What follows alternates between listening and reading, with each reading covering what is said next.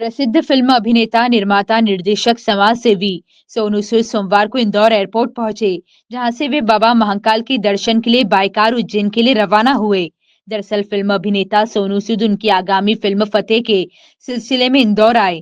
सोनू सूद ने कहा कि यह उनकी महत्वाकांक्षी फिल्म है, जिसमें हॉलीवुड की टीम ने बेहतरीन एक्शन के साथ ही नई तकनीक के साथ फिल्म को तैयार किया है। आगामी 10 जनवरी 2025 को रिलीज होने वाली इस फिल्म को लेकर सोनू सूद ने कहा कि बाबा महाकाल के दर्शन के साथ ही फिल्म का प्रमोशन आज से शुरू हो जाएगा। वहीं मीडिया के अन्य सवालों के जवाब भी सोनू सूद ने अपनी शैली में जवाब दिए। नशा मुक्ति के मुद्दे को लेकर सोनू सूद ने देशवासियों से कहा है कि कोई भी पीड़ित उनकी संस्था से जुड़कर मदद ले सकता है। वहीं देश में चल रहे धर्म के मुद्दे पर भी सोनू सूद ने अपनी बात रखी।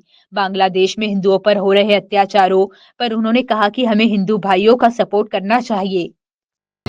फतेह 10 जैन को आ रही है और उसकी प्रमोशंस जो है आज शुरू हो रही है महाकाल के दर्शन के साथ।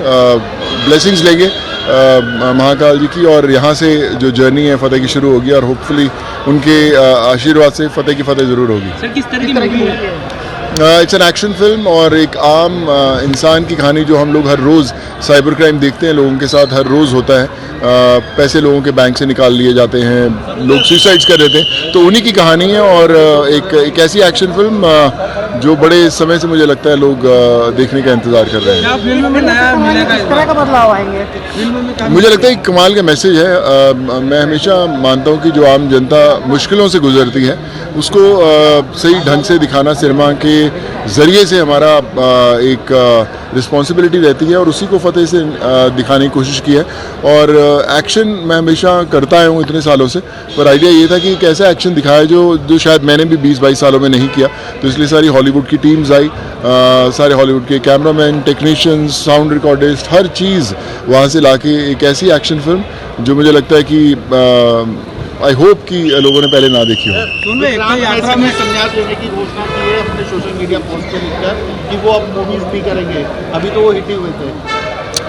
मैंने पढ़ा नहीं, मुझे इसके बारे में वो तो पता नहीं, तो मैं बोल नहीं सकता, but I think he is a great actor and he should keep on doing cinema. Sir हम देख रहे हैं कि युवाओं में नशे की जो एक आदत हो रही है और एक्सीडेंट उसके कारण जो हो रहे हैं, आप लगातार इस पर लेकर अपनी बात रखना चाहेंगे, क्या इंदौर की जमीन से मैसेज देना? देखिए, मैं पिछले 3.5 साल से हम लोग जितने नशा पीड़ित लोग रहते हैं, परिवार रहते हैं, उनको सपोर्ट करते हैं। करीबन 750 से ज़्यादा देश भर में जो नशा मुक्त सेंटर्स हैं उसमें हम लोग सपोर्ट करते हैं लोगों को।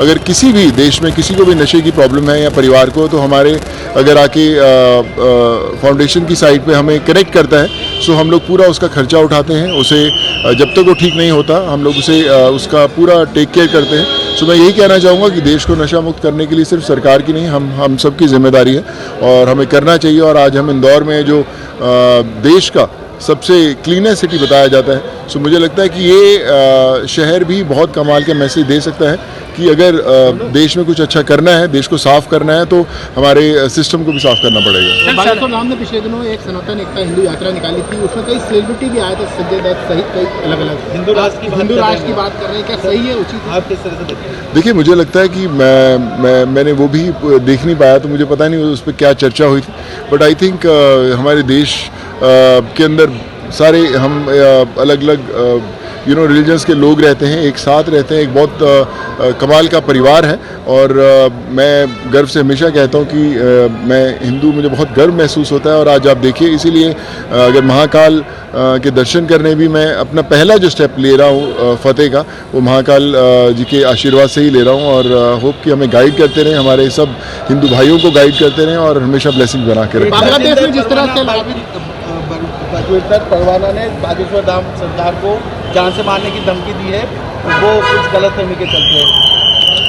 मैंने अगेन न्यूज़ फॉलोअप नहीं किया, बट आई थिंक देश में पीस बनाए रखना ज़रूरी है। धमकियों क्यों देनी है? मुझे लगता है एक साथ हम लोग रह सकते हैं मिलके। बांग्लादेश में जिस तरह से हिंदुओं पर अत्याचार रहा है, उस पर पूरे देश में लगातार विरोध होते हैं, लेकिन एक भी सेलिब्रिटी उसको लेकर किसी तरह का कोई ट्वीट किया है, इस तरह से नहीं करे, क्या कहना चाहिए? देखिए, मुझे लगता है कि हम सबको सपोर्ट करना चाहिए, हमारे लोगों का, हमारे हिंदू भाइयों का, और मैं हमेशा करता आया हूँ और करता रहूँगा।